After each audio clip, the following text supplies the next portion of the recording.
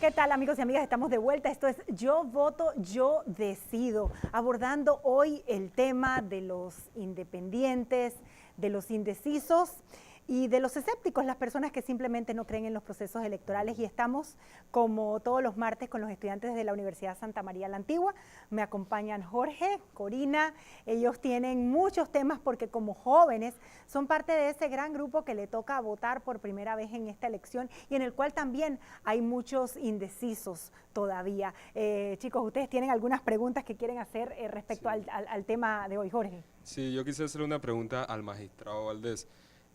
Como mencionó usted, ahora que no existe el voto en plancha, las personas van a tener que informarse mejor, porque los candidatos, si no tienen dinero, no van a poder llegar a las personas, no van a poder expresar sus propuestas, las personas no van a poder votar por un partido que ellos sientan un cierto grado de afinidad, debido a que ya no existe esto del voto en plancha. Entonces mi pregunta iba más bien ligada a las partidas que se le dan a cada diputado para hacer su campaña.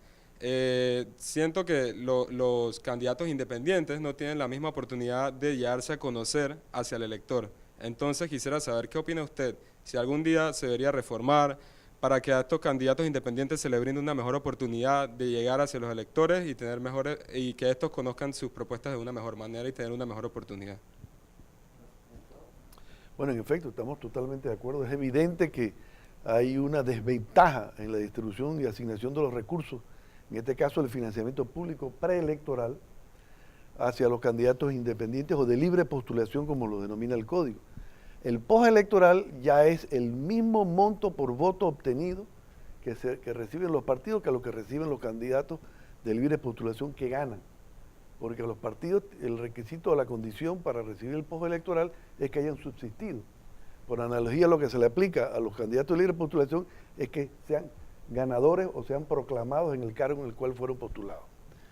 Dicho eso, hay una fórmula en virtud de la cual se calcula el monto de dinero por voto y esa cifra se multiplica por la cantidad de votos que saca el partido o la cantidad de votos que sacó el candidato de libre postulación que fue proclamado ganador. Pero en el preelectoral, donde el principio del financiamiento público hacia los candidatos de los partidos políticos, que es realmente indirecto, porque la asignación es a los partidos, no a los candidatos de los partidos, sino a los partidos, está predicado en uno de los principios sobre la igualdad de oportunidades. Y se le da a todos la misma cantidad, así como al FAT se le está dando la misma cantidad como Partido Nuevo, que a Cambio Democrático, que al Partido Panameñista y que a PRD. Independientemente del tamaño, hay igual de oportunidades. Pero no así entre los partidos versus los candidatos independientes o de libre postulación. Entre ellos sí, pues están recibiendo 50 centavos por cada firma de adherente que recogen antes o para poder ser reconocidos como candidatos. Eso obviamente es una cifra insignificante. Y esperamos que eventualmente alguna asamblea en el futuro, que está dominada por los partidos políticos, pues se sensibilice ante una evidente discriminación. Exactamente. Bien, y tenemos otra pregunta de Corina, haciendo nada más un pequeño comentario a lo que dice el magistrado Valdés, y sería una interrogante mía, es el camino a seguir sería entonces eliminar la financiación privada a los partidos políticos y a los candidatos y orientarnos solamente a la financiación pública de las campañas. Corina, tienes una pregunta. Sí, correcto. Y justamente la misma va por esa misma línea. Mi pregunta, tengo dos preguntas. La primera es con referente a las donaciones privadas. ¿Qué tipo de reforma se podría hacer al Código Electoral con respecto a esa área? Y mi otra pregunta va referencia con la docencia. ¿Cuál es la labor actual del Tribunal Electoral para poder brindar docencia sobre el cambio del voto en plancha? Bueno, a partir de hoy, comenzando con la última pregunta, debe comenzar la campaña del Tribunal Electoral en los medios de comunicación, particularmente en los televisivos. Hemos preferido concentrar en 19 días los recursos que tenemos para que sea más intensa y se sienta más la campaña, porque estamos en una danza de millones de lo que están invirtiendo las distintas campañas para los distintos cargos de elección popular. Entonces preferimos competir en un periodo más breve de tiempo para que los recursos nuestros, que son más limitados, tengan más impacto.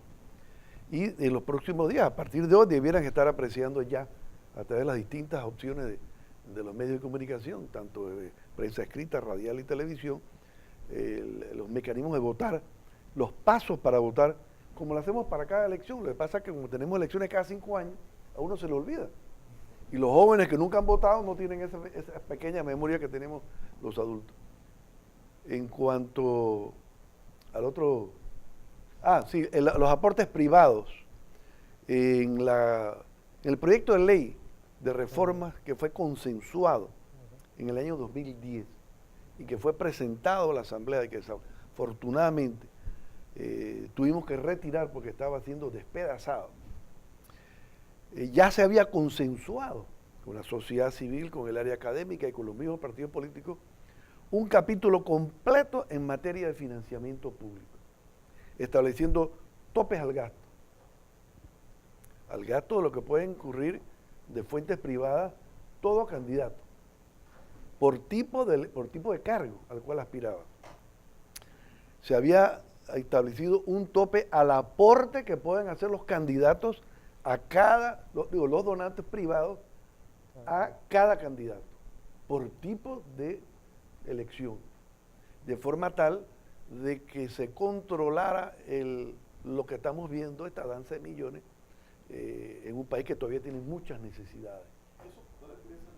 Futuro después de la elección que hemos visto en esta elección. Definitivamente hay un compromiso de todos los que dieron su endoso a ese paquete de reforma para que junto con estas medidas, que además incluyen el aspecto de la transparencia en el origen de los fondos, para que todos los ciudadanos podamos saber de dónde provienen los recursos que recaudan cada uno de los partidos y cada uno de los candidatos, pueda convertirse en ley de la República, porque ya está el trabajo hecho. Así que ese trabajo está avanzado, lo que hay es esperar que venga la buena voluntad en la próxima asamblea para que se someta el proyecto nuevamente con la perspectiva de que ahora sí pueda entonces ser aprobado. Muy bien. Se incorpora en este bloque el licenciado Víctor Delgado, él es el decano de la Facultad de Derecho de la Universidad Santa María la Antigua. Licenciado, en lo que estamos conversando, digamos, hoy hemos querido hablar de los candidatos independientes, su situación, lo que usted percibe de la sociedad, de sus estudiantes, de lo que ve día a día sobre esta participación y lo que hablábamos al comienzo del programa, que quizás en esta elección hemos tenido más esta figura un poco más cerca, aunque también ha tenido sus controversias. Claro, muy buenas noches, gracias por la invitación en una segunda ocasión, ¿no?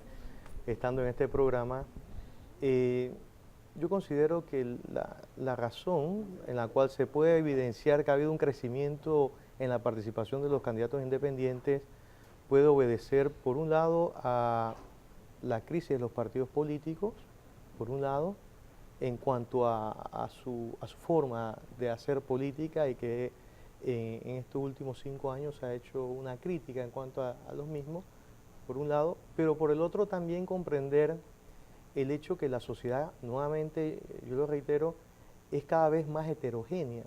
Entonces las democracias modernas requieren una mayor participación, y no necesariamente esa participación se va a concentrar en los partidos políticos, sino a través de las candidaturas de libre postulación o independiente, como lo conocemos. Entonces yo lo veo como un fenómeno natural, y creo que es sano que la sociedad abra esos espacios y se dé esa participación de los candidatos independientes, y procurar, ¿no?, en la medida de las reformas electorales se puedan avanzar en ese sentido, facilitar la mayor participación de aquellas personas que quieren postularse de manera a través de la libre postulación. Lo cual no quiere decir que es un sistema, debemos cambiar el sistema a un sistema antipartido. Yo creo, y creo firmemente, que los partidos políticos son sanos para la democracia, fortalecen la democracia, pero igual hay que abrir el espacio a la participación de aquellos ciudadanos que quieren postularse de manera libre. Magistrado, entrando en ese tema, y es cierto, pues ha habido todo un cuestionamiento en el tema de los partidos, y no aquí, esto es mundial, ¿no? ¿Qué futuro le vemos a esta mayor participación ciudadana a través de las figuras independientes, y qué tendrán que ir haciendo los partidos también para un poco adaptarse a los nuevos tiempos? Este es el tema de las candidaturas independientes de libre postulación en Panamá. Nos presenta una paradoja bien interesante, porque históricamente han existido a nivel de los gobiernos locales, o sea, las comunidades pequeñas. Recuérdense que en Panamá el 40% de los corregimientos tienen menos de 5.000 electores. Hay electores que tienen 100 y pico, el corregimiento que tiene 100 y pico electores, eso no es nada. Y ni ahí ganan los candidatos independientes. Entonces, la lógica se cuestiona, porque si en las circunscripciones pequeñas donde todos nos conocemos, donde el liderazgo nato de las personas debiera ser reconocido, donde no se necesita un aparato del partido, ni es costoso, ¿por qué la gente no le reconoce más el liderazgo a esos de libre postulación que van en contra de la corriente antipartidista? Si hay una corriente antipartidista, entonces debiera haber un surgimiento de los candidatos de libre postulación, y no es así. Hay un surgimiento en los que se postulan, pero no en los que salen electos. Por alguna razón, que esa es la paradoja que tenemos que estudiar y terminar de investigar, es por qué los ciudadanos, a pesar de que se quejan de los partidos, terminan votando por ellos más que por los candidatos de libre postulación. Entonces, eso es una contradicción que tenemos que buscarle la explicación. Tal vez era un tema de tiempo y de educación, ¿no? Fíjate que el tema de los candidatos independientes y libre postulación viene desde la época de la Revolución. Y de la época de la Constitución del 72, donde estaban prohibidos los partidos políticos. Y lo único que existía era la libre postulación. Y así se integró la Asamblea Nacional de Representantes de Corregimiento con los famosos 505, que ya vamos por 648. Porque cada vez más se está atomizando las circunscripciones políticas o las divisiones político-administrativas del país para efectos electorales. Magistrado. Bien. Marta tiene pregunta. Así es, magistrado, y mi duda va en cuanto al otro tema que estamos tratando el día de hoy, que es el tema de los indecisos. Quisiera saber, en la participación electoral que hemos tenido en los torneos anteriores, ¿cuál ha sido ese porcentaje? Los indecisos es un poco difícil medirlos, ¿no? Tenemos por un lado los que no asisten a votar del todo y los que van a votar pero depositan ese voto nulo. La gente, si tú preguntas en la calle, quizás vimos en el sondeo, muchos dicen, no estoy decidido, ninguno me convence. Al momento de ejercer el voto, la gente vota en blanco, ¿qué porcentaje vota en blanco y cuántos lo hacen por un partido político? ¿Y cuántas personas no asisten a votar del todo? Bueno, en cuanto al voto nulo y voto blanco, acordémonos que hasta el 94 ambos tipos de votos se sumaban en un solo concepto y no se distinguía. ¿Cómo se le llamaba? Votos nulos. Voto nulo. ¿No? El voto blanco era un voto nulo. Pero a propuesta del Tribunal Electoral y viendo lo que acontecía en otros países, donde el voto blanco es una especie de voto protesta, lo que llaman en Brasil es un desprecio respetuoso por los candidatos, ¿no? Una manera diplomática ¿No? de decirlo. Sí. No, hay legislaciones como Colombia en donde si los votos válidos no superan al voto blanco, se anula la elección y tiene que volver a repetirse hasta que los votos válidos sean superiores a los votos blancos. Pero esa no es la realidad cultural ni de Panamá ni de la mayoría de los países. Entonces nosotros comenzamos por proponer que se separaran los dos tipos de votos para que nos sirviera como instrumento de análisis, para ver realmente cuánto es el voto protesta y cuánto es el voto que debiera, por lógica, ser producto de un voto de error. Yo me equivoqué porque no sabía votar, porque no tiene sentido que yo me pase caminando en un área rural horas, llego a un centro de votación y entonces anulo mi voto deliberadamente. Es por confusión, por ignorancia, por desconocimiento, por complejidad del sistema, pero allá no hay circuitos plurinominales en las áreas rurales, todo es uninominal.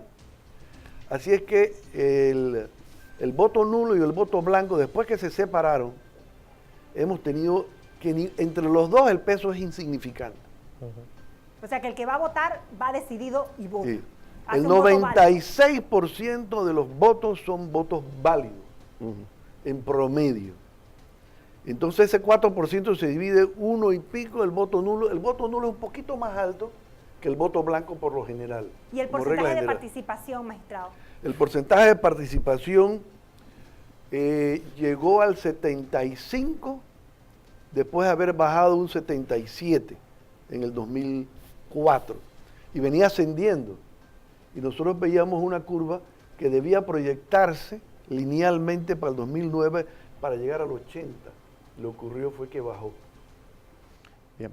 Vamos a hacer una pausa y cuando regresemos seguiremos compartiendo interesantes cifras sobre la participación o de indecisos o de votantes en las distintas elecciones. Pausa y estamos de vuelta enseguida. Si todavía no te has verificado, visita la página www.verificate.pa o llama a la línea gratuita 811 11.